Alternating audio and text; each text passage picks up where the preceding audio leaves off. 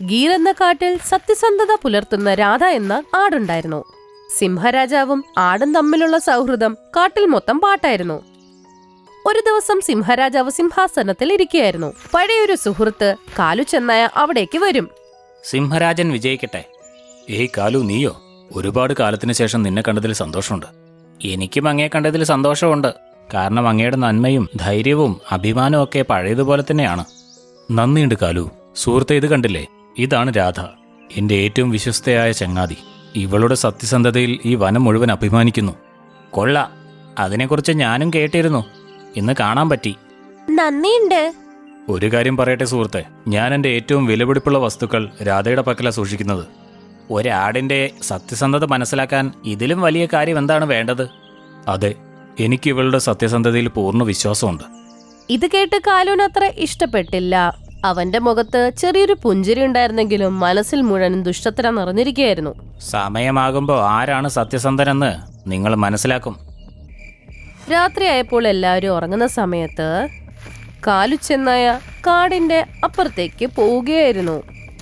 അപ്പുറത്തെ കാട്ടിലെ ദിലാവൂർ സിംഹരാജാവ് കാലു ചെന്നായെ കാത്തിരിക്കുകയായിരുന്നു. എന്താ ഇത്രയും വൈകിയത്? ജോലി ചെയ്തോ? കൈവള എവിടെ? എനിക്ക് തോന്നുന്നത് കൈവളയാ സിംഹരാജൻ ആടിനെ സൂക്ഷിക്കാൻ ഏൽപ്പിച്ചു വന്നാ. ആടിന്റെ കയ്യിലുണ്ടായിരുന്നെങ്കിൽ അത് മോഷ്ടിച്ചുകൂടായിരുന്നോ? പക്ഷേ അത് ആടിൽ നിന്ന് മോഷ്ടിക്കുന്നത് വളരെ അസാധ്യമാണ്. എനിക്കൊന്നും അറിയണ്ട, എന്തു വില കൊടുത്തും ആ കൈവള എനിക്ക് കിട്ടിയേ പറ്റൂ. എന്നാൽ ആ കൈവള മോഷ്ടിക്കുന്നതിന് ഞാനൊരു പ്ലാൻ ഇട്ടിട്ടുണ്ട്. പ്ലാനോ? എന്തു പ്ലാൻ? സിംഹരാജന് ആടിനെ വലിയ വിശ്വാസമാണ്. ആ വിശ്വാസമാണ് തകർക്കാൻ പോകുന്നത്. അതുകൊണ്ടെന്താ കാര്യം? ആടിലുള്ള വിശ്വാസം നഷ്ടപ്പെടുത്തിയ ശേഷം സിംഹരാജന്റെ വിശ്വാസം ഞാൻ നേടിയെടുക്കും. പിന്നെ കൈവള അങ്ങയുടെ കയ്യിലേക്ക് എത്തിച്ചേരും. അല്ല, സിംഹരാജൻ നിന്നെ എങ്ങാനും സംശയിച്ചാലോ? സിംഹരാജൻ എന്നിൽ സംശയം തോന്നാതിരിക്കാൻ വളരെ സൂക്ഷിച്ചേ ഞാൻ എല്ലാ കാര്യങ്ങളും നീക്കൂ. ശരി, പക്ഷെ ഒരു കാര്യം ഓർക്കണം, കൈവളയ്ക്ക് മാന്ത്രിക ശക്തിയുണ്ട്. ആരുടെ കയ്യിലാണോ കൈവള ഇരിക്കുന്നത് അവരെ തോൽപ്പിക്കുന്നത് അസാധ്യമാണ്. അതുകൊണ്ട് തന്നെ ആ കൈവള എത്രയും പെട്ടെന്ന് തന്നെ എൻ്റെ കൈകളിലേക്ക് എത്തണം. നിനക്ക് പാരിതോഷികം ഞാൻ തന്നോളാം. അങ്ങ് പാരിതോഷികം തയ്യാറാക്കിക്കോളൂ, ഞാൻ കൈവളയുമായി വരാം. ഇത്രയും പറഞ്ഞുകൊണ്ട് കാലു ചെന്നായ അവിടെ നിന്ന് പോകും. അടുത്ത ദിവസം രാവിലെ കാലു ചെന്നായ രാധയുടെ അടുത്ത് വരും. അല്ല രാധ സഹോദരി, എന്തൊക്കെയുണ്ട്? രാവിലെ തന്നെ പൂക്കൾ പറിക്കാൻ ഇറങ്ങിയോ? ഈ പൂവ് ഞാൻ എന്നും പൂജയ്ക്ക് വേണ്ടി പറിക്കാറുണ്ട്. കൊള്ളാലോ, നീ സത്യസന്ധയുമാണ്, കൂടാതെ ഭക്തയുമാണല്ലേ. ദൈവവിശ്വാസവും എന്റെ സത്യസന്ധത കാരണമാണ് സിംഹരാജാവിന് എന്നോട് ഇത്ര വിശ്വാസം. നിന്റെ സത്യസന്ധതയെ ഞാൻ സത്യസന്ധത അല്ലാതാക്കിയില്ലെങ്കിൽ എന്റെ പേര് കാലു ചെന്നായ എന്നല്ല. കാലു ചെന്നായ സിംഹരാജാവിന്റെ അടുത്തെത്തും. മഹാരാജൻ, അങ്ങിന്നെന്തോ കൈവളയുടെ കാര്യം പറഞ്ഞല്ലോ. സത്യത്തിൽ അത് എന്ത് സാധനമാ? ആ കൈവളയെക്കുറിച്ച് ഞാൻ നിന്നോട് പറയാനിരിക്കുകയായിരുന്നു. അതൊരു സാധാരണ കൈവളയല്ല, അതൊരു മാന്ത്രിക കൈവളയാണ്. ആണോ? അതെ, ആ കൈവള എൻ്റെ കയ്യിലുള്ളപ്പോൾ ആർക്കും എന്നെ തോൽപ്പിക്കാനാവില്ല. അങ്ങ് ആ കൈവളയെക്കുറിച്ച് ഇതുവരെ എന്നോടൊന്നും പറഞ്ഞിട്ടില്ലല്ലോ. ഇപ്പോൾ ആ കൈവള എവിടെയിരിക്കുന്നേ? നീ ചിലപ്പോൾ മറന്നതായിരിക്കും. ഞാൻ നിന്നോട് പറഞ്ഞിരുന്നു, ഞാൻ എൻ്റെ എല്ലാ വിലപിടിച്ച വസ്തുക്കളും രാധയുടെ കൈകളിലാണ് ഏൽപ്പിക്കുന്നത്. ഒരാടിന് മേൽ ഇത്രയും വിശ്വാസമോ? അതെ, ഈ കാട്ടിൽ രാധയേക്കാളും വിശ്വസ്തയായ ഒരു വ്യക്തിയുമില്ല. സിംഹരാജൻ തെറ്റ് വിചാരിക്കില്ലെങ്കിൽ ഒരു കാര്യം പറഞ്ഞോട്ടെ. പറയൂ. വിശ്വാസമുള്ളിടത്ത് മാത്രമാണ് വഞ്ചന നടക്കുന്നത്. നീ എന്താണ് പറഞ്ഞു വരുന്നത്? ഈ ആട് ഒരു രാജ്യദ്രോഹിയാണ്. സൂക്ഷിച്ച് സംസാരിക്കണം കാലു. ആടിൻ്റെ സത്യസന്ധത ഇവിടെ എല്ലാവർക്കും അറിയാവുന്നതാണ്. എല്ലാവർക്കും അറിയാം, പക്ഷെ ഞാൻ പറയുന്നത് തെറ്റാണെങ്കിൽ അങ്ങ് എൻ്റെ കഴുത്തറുത്തോളൂ. ആട് വഞ്ചകയാണെന്നതിൽ നിന്റെ കയ്യിൽ എന്തെങ്കിലും തെളിവുണ്ടോ? ഞാൻ തന്നെയാണ് തെളിവ്. രാത്രി ഞാൻ വീട്ടിലേക്ക് പോവുകയായിരുന്നു. അപ്പോൾ കറുത്ത കുന്നിൻചെരുവിൽ ഞാൻ കണ്ടു. കേട്ടോ ആടെ, ഞാൻ ഈ കാട്ടിലെ രാജാവാകാൻ ആഗ്രഹിക്കുന്നു. അതുകൊണ്ട് എങ്ങനെയെങ്കിലും ആ കൈവള എനിക്ക് വേണം. എല്ലാ വിലപ്പെട്ട സാധനത്തിനും അതിൻ്റെതായ വിലയുണ്ടേ. ഞാൻ ആ തള നിങ്ങൾക്ക് തന്നാൽ എനിക്ക് എന്ത് തരും നിങ്ങൾ? ഞാൻ നിന്നെ എൻ്റെ മന്ത്രിയാക്കുന്നതാണ്.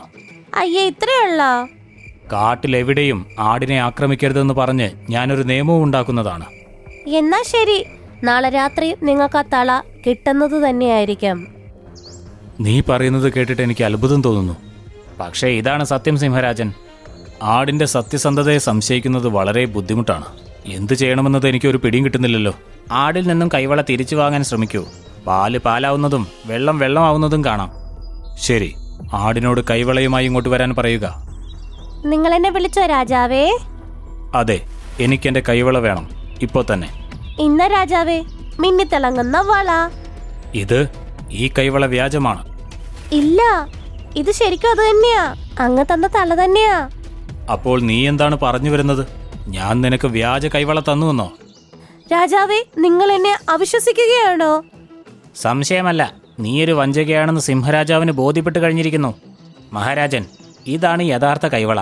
കാലുവിന്റെ അടുത്തുള്ള തള കണ്ട് എല്ലാരും ഞെട്ടിപ്പോയി. മഹാരാജൻ, ഈ വഞ്ചകയായ ആട് അപരിചിതനായ സിംഹവുമായി വള കച്ചവടം ചെയ്തപ്പോൾ ഞാൻ അവളുടെ വീട്ടിൽ നിന്നും യഥാർത്ഥ കൈവള മോഷ്ടിച്ച് ആ വ്യാജ കൈവള അവിടെ വെച്ചു. ഇതാ പിടിച്ചോളൂ യഥാർത്ഥ കൈവള. യഥാർത്ഥ തള കണ്ട് സിംഹരാജാവ് ഞെട്ടിപ്പോയി. വഞ്ചകയായ ആടെ, നീ സത്യസന്ധയാണെന്ന് ഞാൻ തെറ്റിദ്ധരിച്ചു. പക്ഷെ നീയൊരു വഞ്ചകയാണ്. മഹാമന്ത്രി, പറയൂ മഹാരാജൻ. ഈ വഞ്ചകയായ ആടിനെ ഇന്ന് തന്നെ ഈ കാട്ടിൽ നിന്നും എത്രയും വേഗം പുറത്താക്കൂ. സ്വന്തം സുഹൃത്ത് ഇങ്ങനെയൊക്കെ പറഞ്ഞത് കേട്ട് ഒന്നും മിണ്ടാതെ കണ്ണുനീരുമായി അവിടെ നിന്ന് പോയി. കുറച്ചു ദിവസം കഴിഞ്ഞ് കാലു ചെന്നായി സിംഹരാജാവും പോവുകയായിരുന്നു. അപ്പോഴേക്കും അവിടെ ദിലാവർ പെട്ടെന്ന് പ്രത്യക്ഷപ്പെടും. സിംഹരാജൻ, ഇന്ന് നിനക്ക് എന്നിൽ നിന്നും രക്ഷപ്പെടാൻ കഴിയില്ല. നശിച്ച സിംഹമേ, നിനക്കറിയാമോ ഞാൻ ആരാണെന്ന്? അതെ, എനിക്കറിയാം. ഇപ്പോൾ നീ ഇവിടുത്തെ രാജാവാണ്. പക്ഷെ നാളെ മുതൽ ഞാനായിരിക്കും ഇവിടുത്തെ രാജാവ്. മണ്ടൻ സിംഹമേ, നിനക്കറിയാമോ എൻ്റെ കയ്യിൽ ഈ വളയിരിക്കുന്നത്? ഈ കൈവള എൻ്റെ കയ്യിൽ ഇരിക്കുന്നിടത്തോളം ആർക്കും എന്നെ തോൽപ്പിക്കാനാവില്ല. മണ്ടൻ നീയാണ് സിംഹമേ. നിന്റെ യഥാർത്ഥ കൈവള എൻ്റെ കയ്യിലുണ്ട്. ഇത് കണ്ടില്ലേ? ദിലാവറിന്റെ കയ്യിൽ യഥാർത്ഥ തള കണ്ട് സിംഹരാജാവ് ഞെട്ടിപ്പോയി. ഇതെങ്ങനെ സംഭവിക്കാനാണ്? യഥാർത്ഥ കൈവള എൻ്റെ കയ്യിലാണ് ഇരിക്കുന്നത്. മാപ്പ് തരണം മഹാരാജൻ, പക്ഷേ യഥാർത്ഥ കൈവള ഇരിക്കുന്നിടത്ത് ഇപ്പൊ യഥാർത്ഥ കൈവള ഇല്ല. എന്താ പറഞ്ഞത്? പറഞ്ഞതെന്നാൽ ഇവിടെ യഥാർത്ഥ വഞ്ചകൻ ഞാനാണ് സിംഹരാജൻ. ഞാൻ ആടിന്റെ വീട്ടിൽ നിന്നും യഥാർത്ഥ കൈവള അടിച്ചു മാറ്റി. പക്ഷേ നിനക്ക് തന്ന കൈവള അത് വ്യാജമാണ്. അതെ, യഥാർത്ഥ കൈവള ഇവൻ എനിക്ക് തന്നു. തെറ്റ്. യഥാർത്ഥ തള എന്റെ കയ്യിലാണ്. യഥാർത്ഥ തള ആടിന്റെ കയ്യിൽ കണ്ട് ഞെട്ടിപ്പോയി അവർ. ഇന്ന മഹാരാജാവേ, നിങ്ങളുടെ സ്വത്ത്, നിങ്ങളുടെ തള. രാധേ, ഈ കൈവള നിന്റെ കയ്യിൽ എങ്ങനെ എത്തി? മഹാരാജാവേ, ഇവൻ നിങ്ങളെ കേൾപ്പിച്ച കഥയുണ്ടല്ലോ, അത് നേരെ തിരിച്ചായിരുന്നു. ഈ സിംഹത്തിനെ ഞാനല്ല, ഇവനാ കാണാൻ പോയത്. ഇവനാണ് മിന്നിത്തിളങ്ങുന്ന തള എടുക്കുന്ന പ്ലാൻ ഉണ്ടാക്കിയത്. ഇവര് സംസാരിക്കുന്നത് ഞാൻ കേട്ടായിരുന്നേ. അതുകൊണ്ട് തന്നെ പെട്ടെന്ന് വീട്ടിലെത്തി യഥാർത്ഥ തള ഞാൻ ഒളിപ്പിച്ച് വേറൊരു തള സ്ഥാനത്ത് വെച്ചു. അതുകൊണ്ട് ആ കൈവള വ്യാജമാണോ? അതെ, അത് വ്യാജ തളയായിരുന്നു. അപ്പോൾ മഹാരാജനെ ഏൽപ്പിച്ച കൈവളയോ? അതും വ്യാജം തന്നെയാ.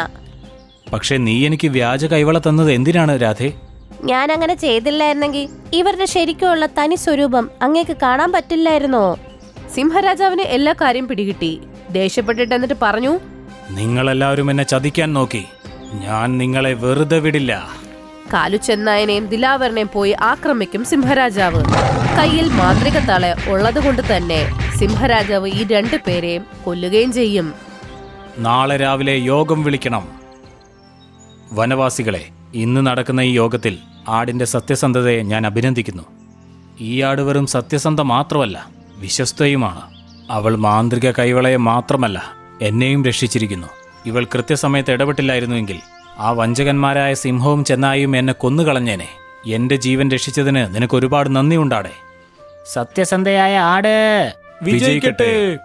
രാധയുടെ സത്യസന്ധതയും ആത്മാർത്ഥതയും കണ്ടിട്ട് രാജാവ് അവൾക്ക് മഹാമന്ത്രിയുടെ സ്ഥാനം കൊടുത്തു. പിന്നീട് ആട് ആ കാട്ടിലെ രക്ഷകിയായി സത്യസന്ധത കൊണ്ട് ജീവിച്ചു. നിങ്ങൾക്ക് ഞങ്ങളുടെ ഈ വീഡിയോ ഇഷ്ടമായെങ്കിൽ ദയവായി ഞങ്ങളുടെ ചാനൽ സബ്സ്ക്രൈബ് ചെയ്യുക. പിന്നെ ഈ വീഡിയോ ലൈക്കും ഷെയറും ചെയ്യാൻ മറക്കരുത്. നന്ദി, നമസ്കാരം.